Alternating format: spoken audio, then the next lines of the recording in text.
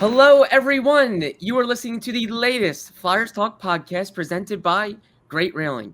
I am Jordan Hall, and as always, I am joined by the dynamic Joe Fordyce. And Joe, it's starting to look more and more like this could be a long year from a win and loss standpoint for the Flyers. It's starting to feel a lot like last year from a win and loss standpoint. Now, we are seeing some signs of growth from the team defensively. They're in games probably a little more often than I think they were last year, at least from the back part of the season where they were getting blown out a lot. But they're really struggling to pick up wins. They're 2-11-5 in their last 18 games. They're winless on this 4-game road trip through 3 games. What are some of the things that are really standing out to you? It's looking like they're just struggling to score goals and not having guys finish when they really need it. I think it's lack. You're seeing a lack of ability to make plays, where the other team has somebody that makes one more play than the Flyers make. So I'll go to the example of the Arizona game. Arizona's not a good team. They aren't. They wouldn't argue that they're a good team, but they have Clayton Keller who makes a play late in that game that wins the game. Or, sorry, I should say in overtime that wins the game. And then, like last night, you have JVR on that breakaway and just kind of, I don't know if the puck rolled on him or what happened, but it kind of looked like he scooped the puck up in the air and it went over the net. And that's the kind of play that needs to be made. This team is not equipped to not take advantage of that. Because he had the whole top of the half of the net open. And they don't have the firepower to not capitalize on that sort of opportunity. And I feel like that's what's happening. One team capitalizes, the other team doesn't, and the other team in this scenario seems to be the Flyers in almost every game. Except for that Colorado game at home that they won, where they managed to put up goals. I mean, you're looking at games where even games where they score, those games they allow goals, and then somebody makes one more play than them. And it's frustrating to watch. I do think it's different than last year because you look at there's definitely more positives than last year. The positives are not equaling wins. And I think that's what you're hearing after these games, John Tortorella talking about. I liked our game except for this part. I liked our game except for that part. The parts that he likes are not equaling wins. And I think that's the most troubling part. But I'm not sure that that's unexpected from what, we talked about going into this season. Even the times they come out and they score 4 goals, it feels like it's truly an anomaly. Like, it's not going to happen again. Like, sometimes you're like, okay, maybe they can build off of that. Maybe some more goals will come, some confidence is built. But then the very next night, they're like in a dogfight to score 2 goals. I looked it up. They have 2 or fewer goals in 17 of their 30 games. It's just so many low-scoring games where you're forced to be perfect. And just not enough finish. They just don't have the players to finish.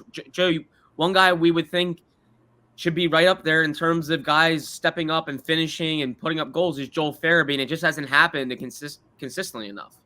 Yeah, and I don't know if that's that he came back from his injury too early or that he came back and all of a sudden had much more pressure on him to carry a big part of a big piece of the pie offensively.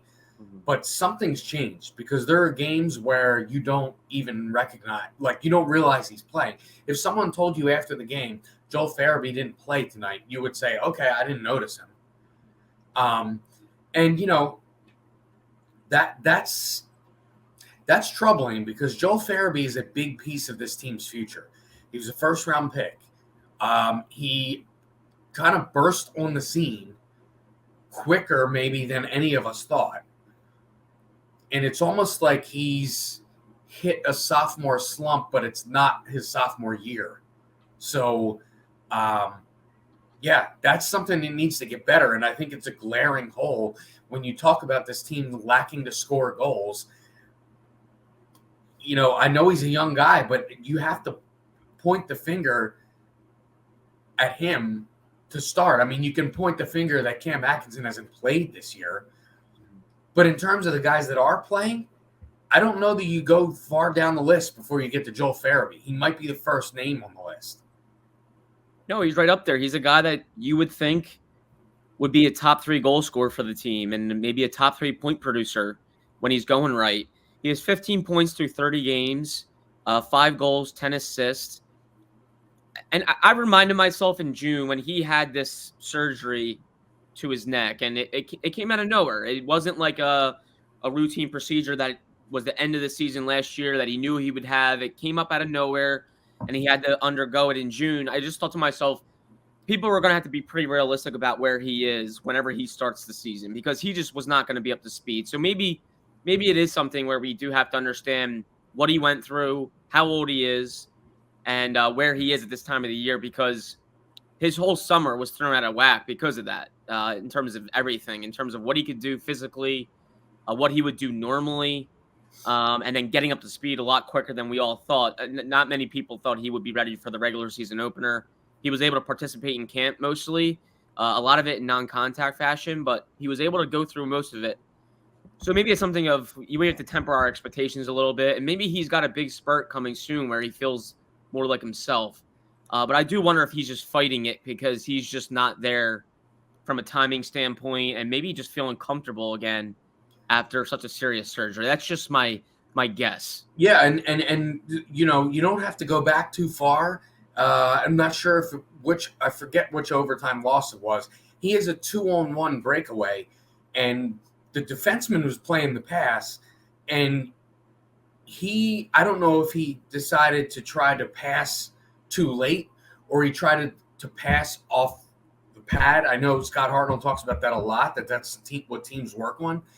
Whatever it was, he decided to do it too late, and he probably should have decided to shoot. The fact that whether he decided to pass it or pass it off the pad, the fact that he didn't decide to shoot, to me, is a concern from a goal scorer because I'm not sure that last year or the year before that Joel Farabee's not shooting that puck. The defenseman's clearly playing the pass. You have to shoot the puck. And particularly in a situation where this team needs goals. Yeah, I think you really want to shoot. Our first point about, you had mentioned the games where they score goals and it seems like anomalies. Another thing I've noticed is games when they score first, it seems like almost every game where they score first, they give up the next 2 goals. Yeah. That seems to be another trend that's coming about is score first, you're going to give up the next 2. Almost to the point where last night I was waiting for it. Like, okay, when are the Avalanche going to score? And they're probably going to score more than 1. And they did. And, so then you give up the next 2 goals. You give up the momentum. You give up the lead. And then you put yourself 1 goal away from being in a 2-goal hole, which for this team seems almost insurmountable. And it was last night because the Flyers get a goal late and they just can't tie the game. They don't have the horses to put out there to put pressure on the other team late in games. And even with the extra attacker, it's not as if you're bringing somebody out there who is a sniper. Like, look out for this guy. He's the extra guy on. It's just not happening. And I know Al Morgani's pointed this out several times. They rarely get the goalie moving side to side. And, that breakaway, the 2-on-1 with Farabee the other night, maybe that was an attempt to do that, but it just wasn't executed the right way. And, these are things, again, this is not a team that is equipped to pass up opportunities that are golden goal-scoring opportunities, such as the few we've mentioned on this podcast so far. Flyers Talk is brought to you by Great Railing. Stop into Great Railing for the highest quality and lowest prices on all your railing, decking, and fencing needs. Well, Joe, if there's one positive, it's probably that the Flyers will have some good decisions coming up on defense. Tony DeAngelo hasn't played on the road trip so far. I'd imagine he'll be good to go in New Jersey. The reasons he hasn't played is, number one, the first game he was a healthy scratch. And then the following 2 games, he's been away from the team. He's been unavailable because of a family matter. So we honestly hope all is well for Tony from a family standpoint. We know what he's going through. He posted something on his Instagram account about the loss, I believe, of his grandmother. So our thoughts are with Tony DeAngelo as he goes through all of that. I predict that he will be back in New Jersey because it's such a close trip. I would imagine he's home in that area, in the Philadelphia, South Jersey area. So perhaps he will be back in New Jersey. That's purely speculation.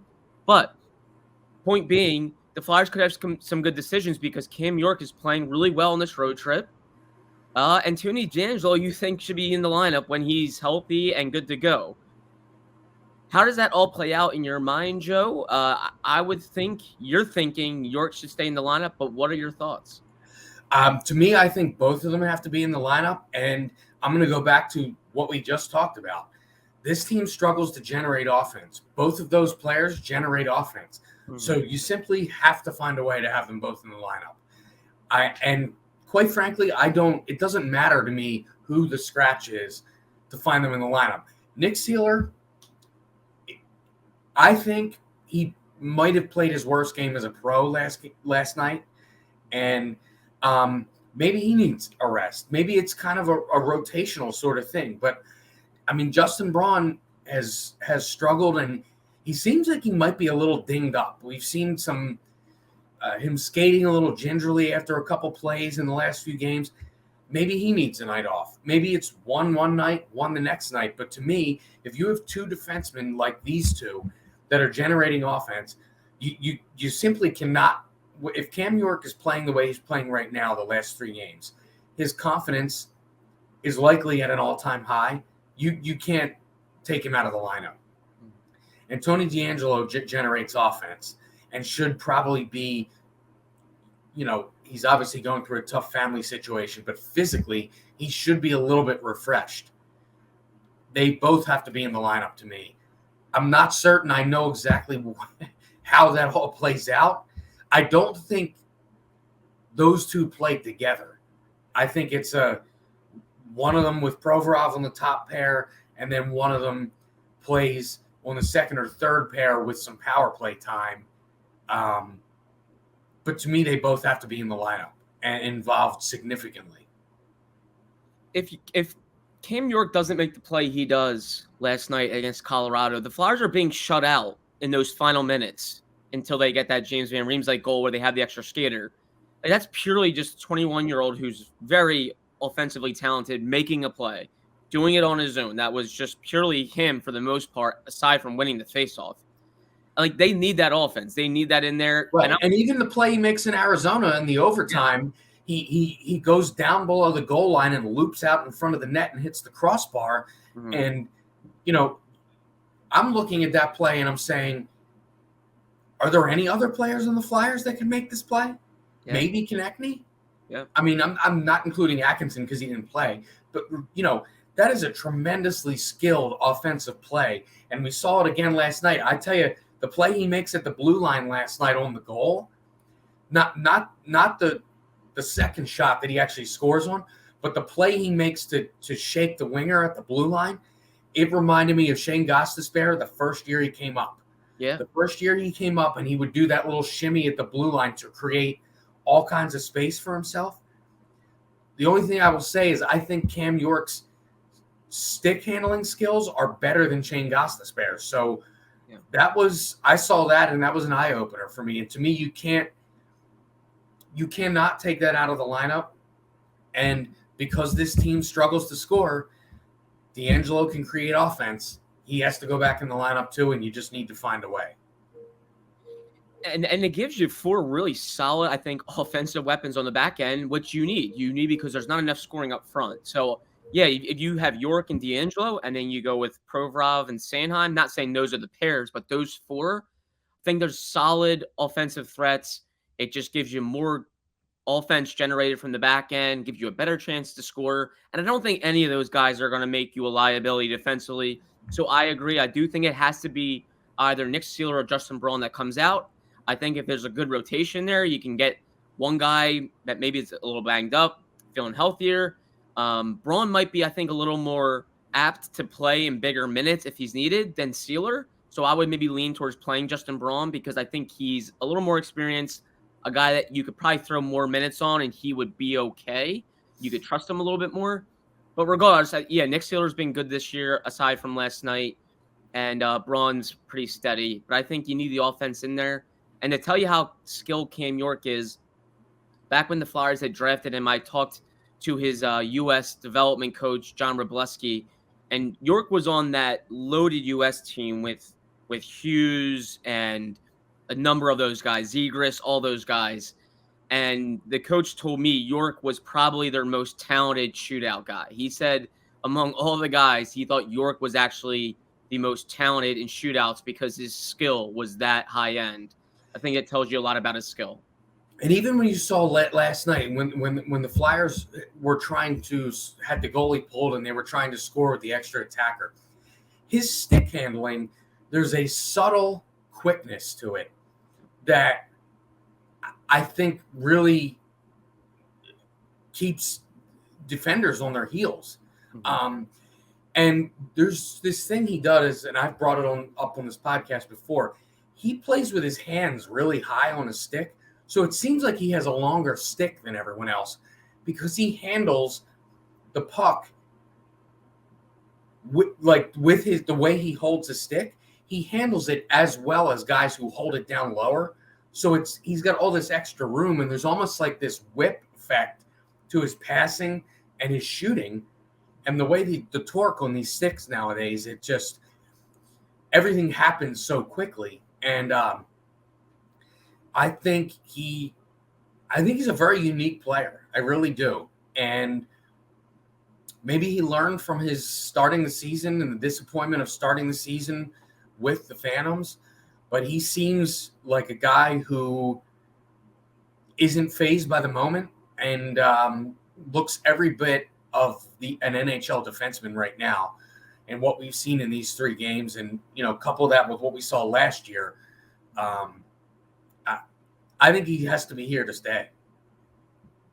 Opioid addiction is a national public health crisis. The Someone You Know podcast from the Independent Blue Cross Foundation offers inspiring stories that challenge stigma, offer hope, and humanizes the disease of addiction.